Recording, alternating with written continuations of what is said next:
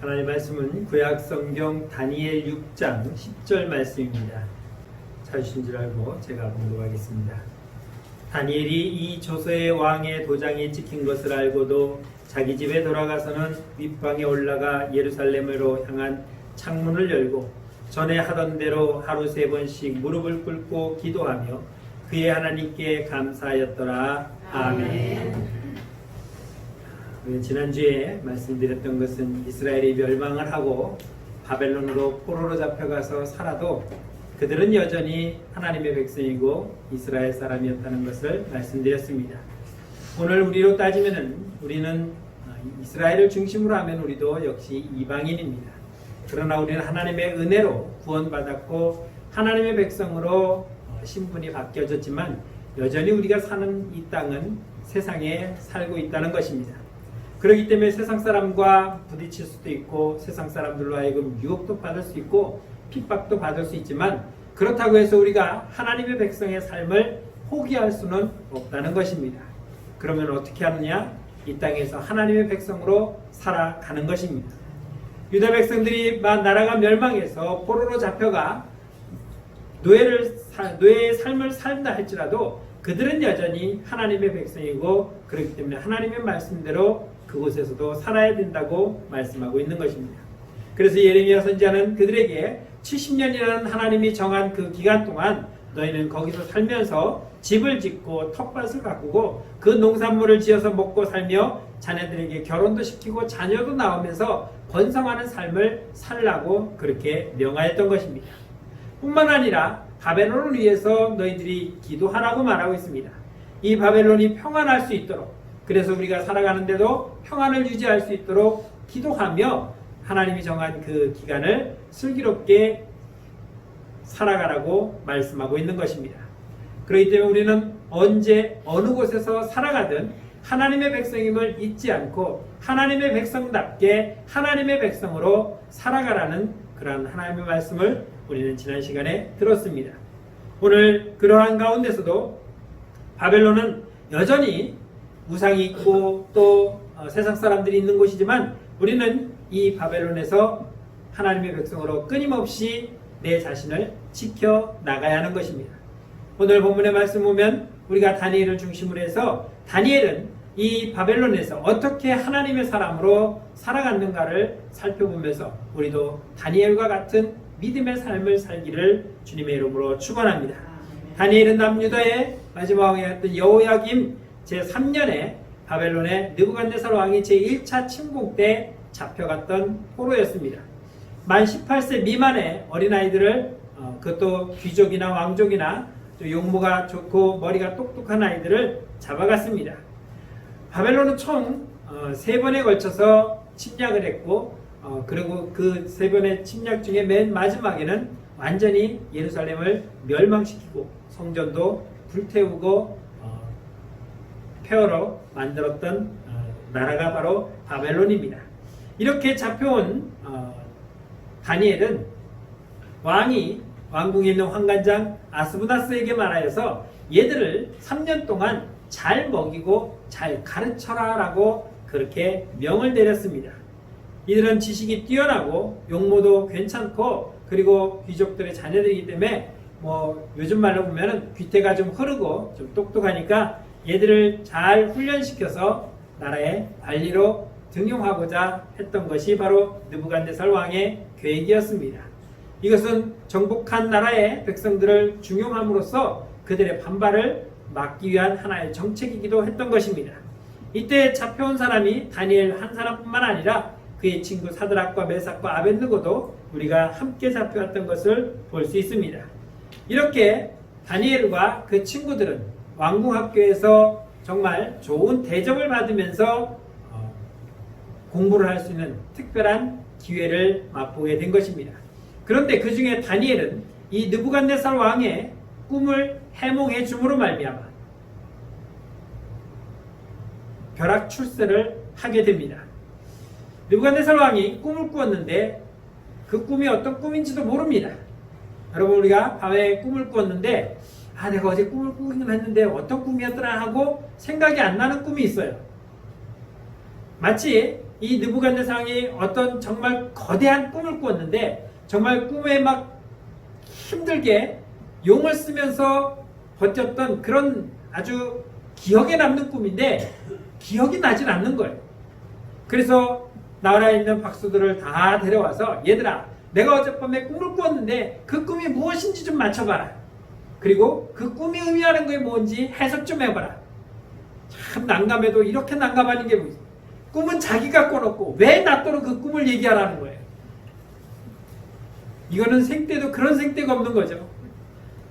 아무리 그 박수들이 생각을 하고 뭔 짓을 해도 도대체 왕이 무슨 꿈을 꾸었는지 알아낼 방법이 없는 거예요.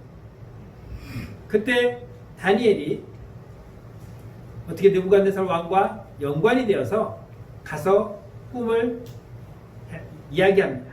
왕이여, 당신이 꾼 꿈은 이런 꿈이고 그 꿈의 이야기는 이러이러한 이야기입니다 라고 꿈을 맞춰줍니다. 그 꿈을 듣고서야 맞다, 그거야 라고 생각하는 거죠. 날듯날듯 했는데 뭔가 거대한 꿈인 것 같았는데 도대체 생각이 나지 않는 거예요. 그런데 다니엘이 말하니까 생각이 났던 겁니다. 그 꿈은 우리가 아는 것처럼 머리는 황금이고 금이고 동이고 은이고 철로 된 동상이 하나 딱 있었는데 갑자기 큰 바위가 와서 그걸 동상을 팍 깨부시는 그런 꿈이었습니다. 그 꿈은 결국 맨 머리에 황금머리를 가지고 있는 이 바벨론이 멸망을 하고 메데아 바사가 일어나고 그 나라도 멸망하고 또 그 다음 나라가 일어나고 그 다음 맨 발 보면은 발가락이 10개 있는데 여러 나라로 분리가 되어서 다 지금의 바벨론의 영광은 흩어진다고 하는 그런 꿈이었습니다.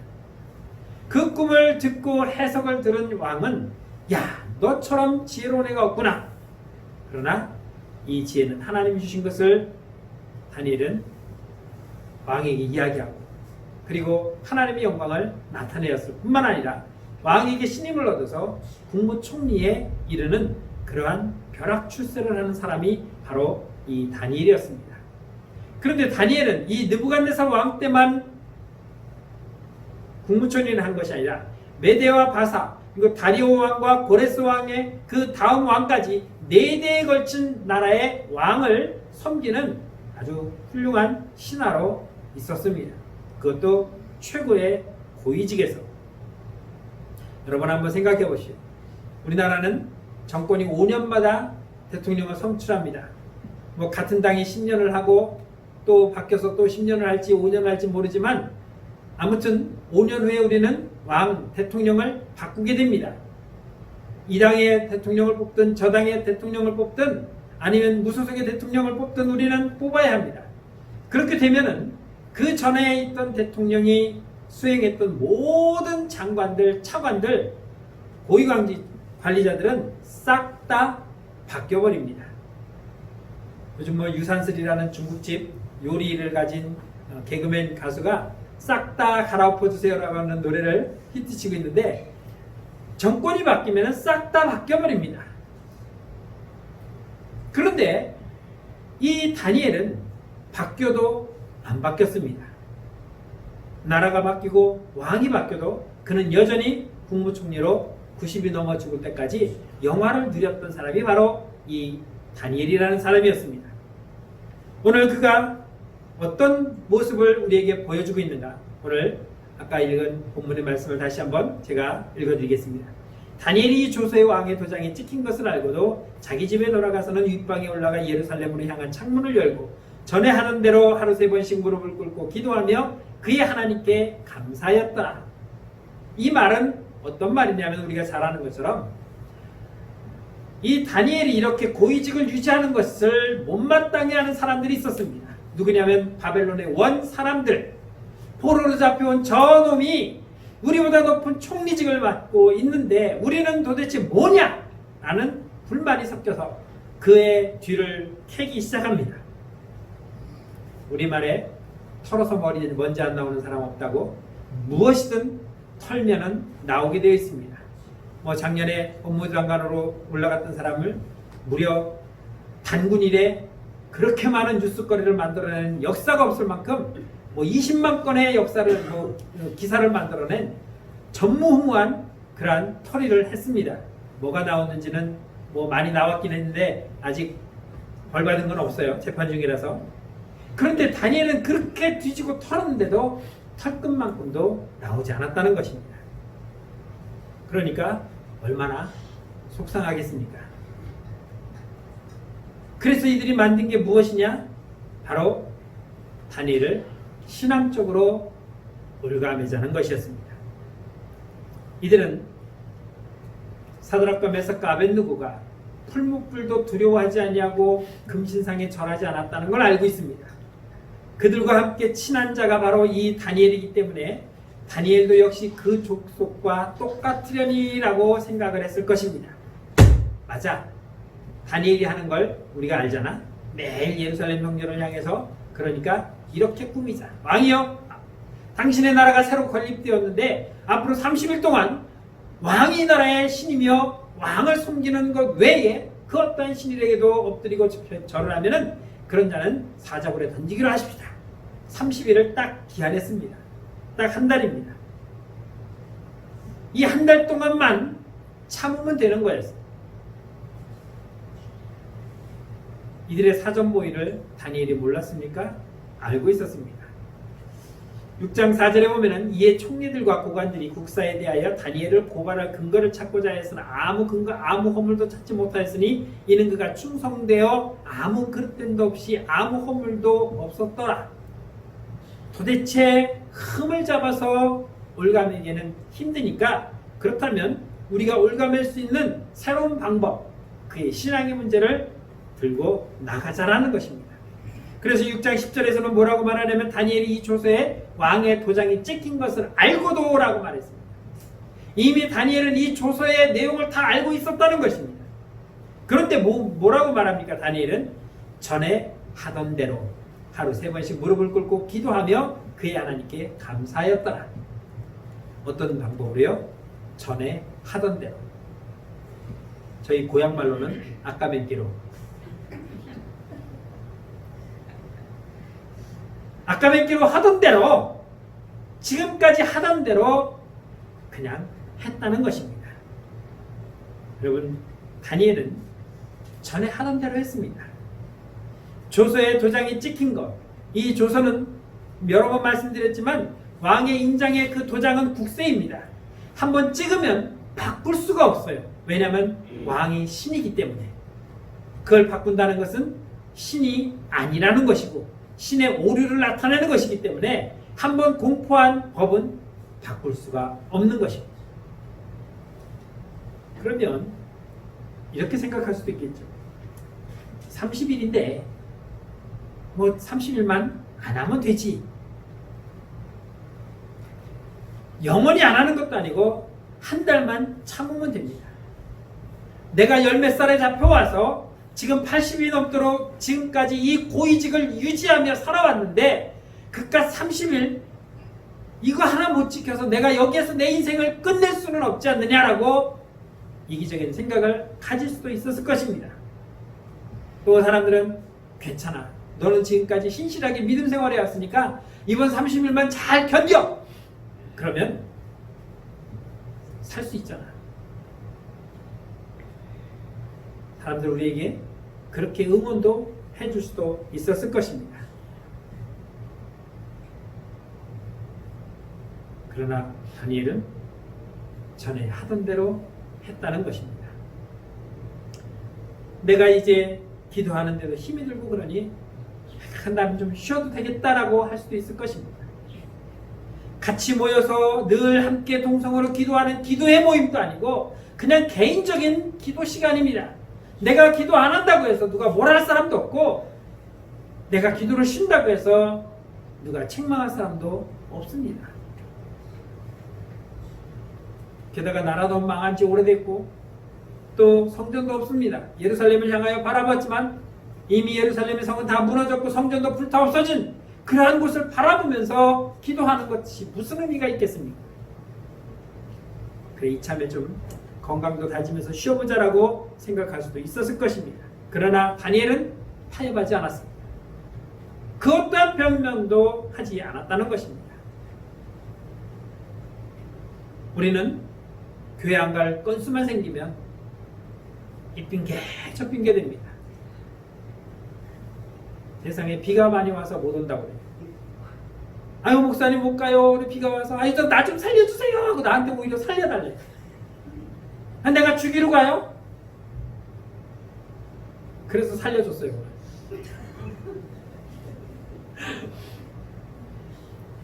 나도 사람을 죽일 수 있는 그런 능력자인지 나 오늘 처음 알았어요. 그래서 제가 큰 은혜를 베풀었습니다. 오늘 살려줬어요. 그분 오늘 저 때문에 살은 거예요. 강물이 불어서 무서워서 못 온대요. 땜목 타고 옵니까?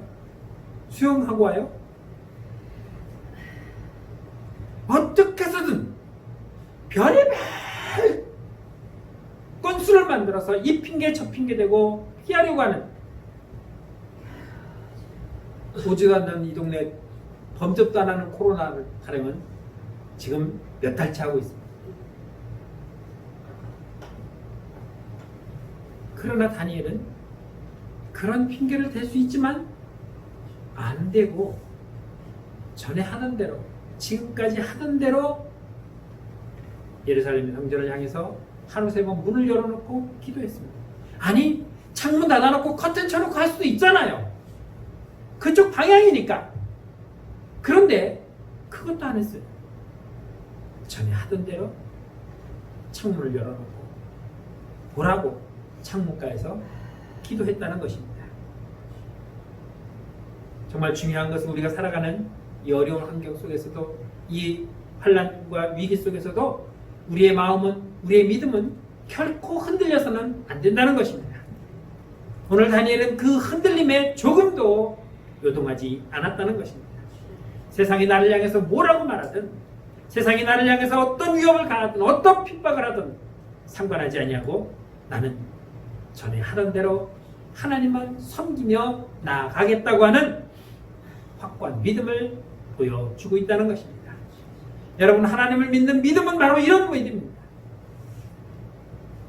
의심하고 생각하고 이 위기만 벗어난 다음에 라고 하는 이런 우리의 계산을 넣지 않냐고, 여전히 전에 하던 대로 그는 기도를 하고 있었다는 것입니다.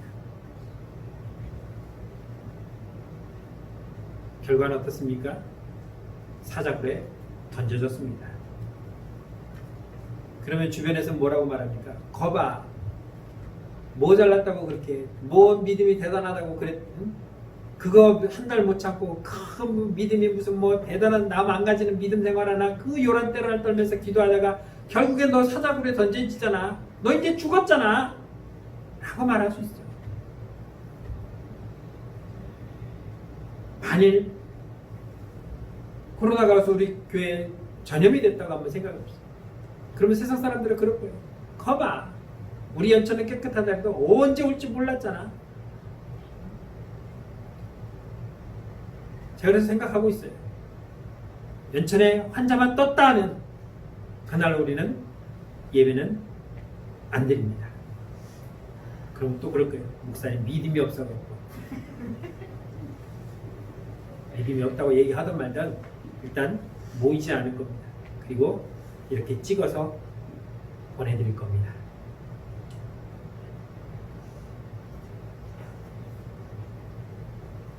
이렇게 사람들은 우리를 핍박할 것입니다. 그런데 다니엘은 개의치 아니하고 사자굴에 던져졌습니다. 사람들은 그는 믿음에 실패했다고 말할 수 있을 것입니다. 객기 부리다가 사자밥이 된다고 그렇게 말할 수도 있었을 것입니다. 그 다니엘을 모함했던 자들은 야, 이제 우리가 이겼다, 오늘로써 다니엘은 죽었고 이제는 이 세상은 우리의 것이다 라고 술잔을 기울이며 파티를 했을 것입니다. 그런데 그들의 그 기쁨은 하룻밤의 꿈이었습니다. 다음날 왕은 직접 사자굴에 가서 다니엘을 불렀습니다. 6장 23절에 보면 왕이 심히 기뻐서 명하여 다니엘을 굴에서 올라오라 하매 그들이 다니엘을 굴에서 올린즉 그의 몸이 조금도 상하지 아니하였으니 이는 그가 자기 하나님을 믿었더라고 말하고 있습니다. 왕은 하룻밤 동안 잠을 자지 못하고 뒤척였습니다. 아유, 내가 왜 그 조서에 도장을 찍어갖고 그들이 다니엘을 죽이려고 했던 이 함정인 줄 모르고 내가 찍었으니 얼마나 안타깝고 얼마나 속이 상했겠습니까? 그래서 날이 새자마자 사자굴에 가서 다니엘아 살아있느냐라고 그냥 불러본 거예요. 그냥 일반적인 사람 같으면은 이제 잡혀먹었겠구나 라고 생각하고 포기했을 텐데, 다니엘은 그 왕이 찾아와서 부를 때에 왕이여 내가 여기 있나이다 라고 대답을 했습니다.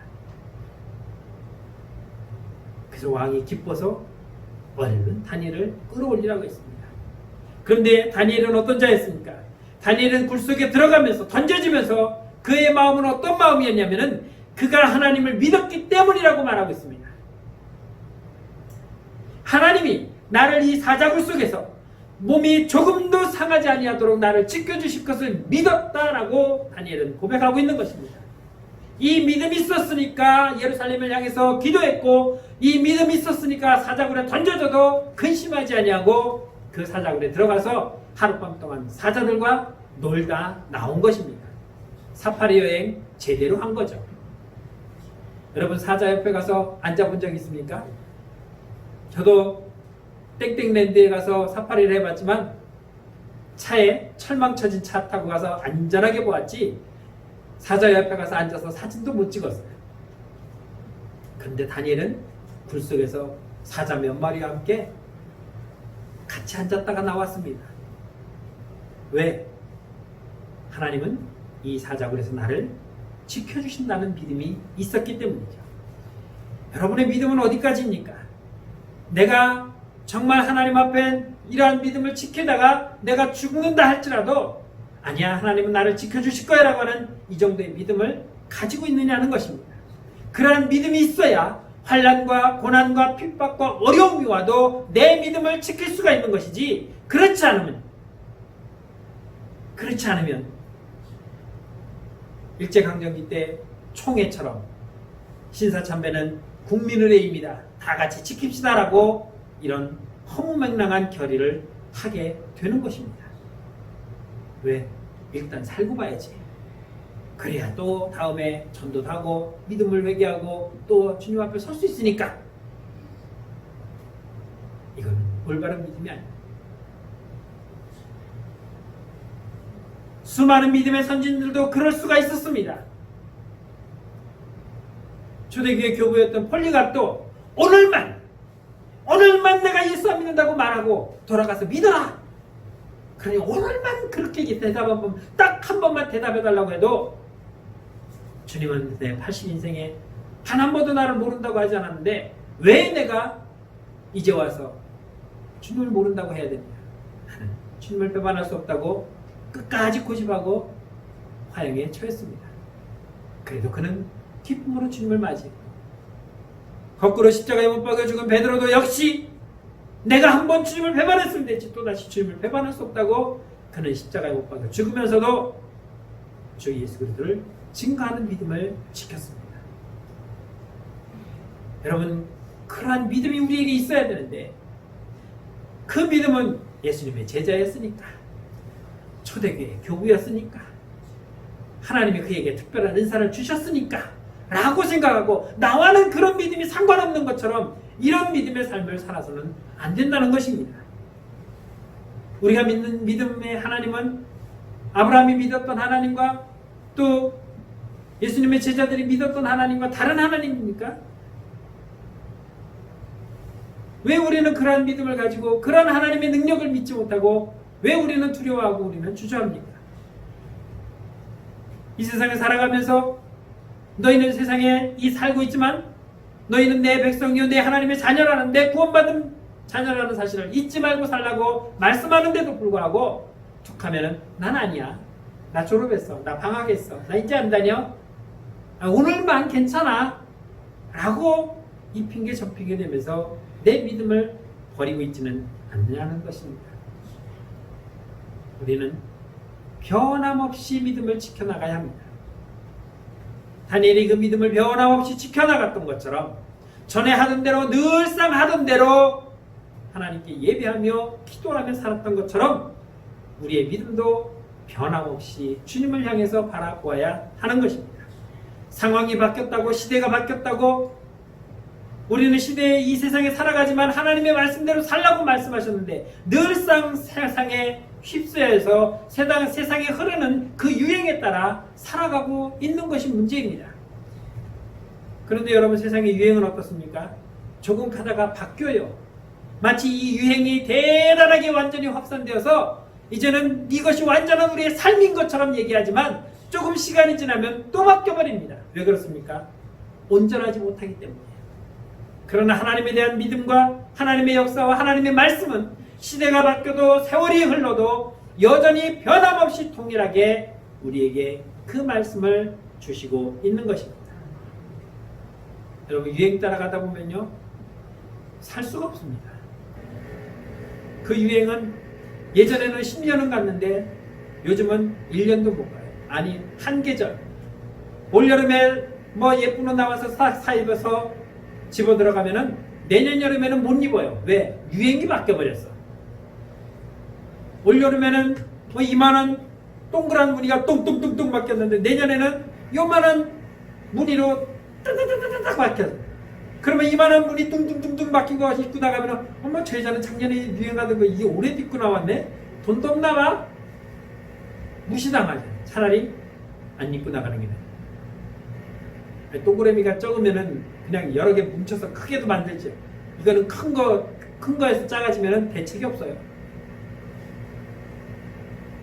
그래서 유행 따라가다 보면 우리는 적응할 틈도 없습니다. 그래서 우리는 세상의 유행에 민감하게 살아가는 것이 아니라 하나님의 말씀에 민감하게 살아가야 하는 것입니다. 오늘 하나님은 어떻게 응답하셨는지 24절을 보면은 왕이 많아요 다니엘을 참소한 사람들을 끌어오게 하고 그들의 처자들과 함께 사자굴에 던져놓게 하였더니 그들이 굴 바닥에 닿기도 전에 사자들이 곧 그들을 움켜서 그 뼈까지도 부서뜨렸다라고 말했습니다. 다니엘이 살아나온 것을 보고 만일 안 살아나왔다면 이런 일은 벌어지지 않았을 거예요. 그런데 다니엘이 살아나온 것을 보고서야 이것들이 다니엘을 죽이려고 모함을 했구나. 여봐라! 그놈들 다 잡아오고 그놈들만 잡아온 것이 아니라 그들의 처 자식까지 잡아와서 저들은 사자굴에 집어 던져라. 그래서 던졌는데 어떻게 합니까? 사자가 입을 딱 벌리고 있다가 떨어지는 놈을 점프해서 탁 물어서 땅에 딱 착지하는 순간 이 사자의 입 턱이 얼마나 센지 아시죠? 그냥 물어서 딱 무는 순간 뼈가 아다닥 부러집니다. 어딜 물었는지 모르겠어요. 목을 물었으면 목이 부러져서 그 순간 빨리 죽었으니까 걔는 그래도 좀 나은 편이지만 이 장단지를 물렸으면 장단지 대퇴골이 부러졌을 것이고 아파서 죽는다고 소리 지르다가 아마 좀 고통을 당했겠죠.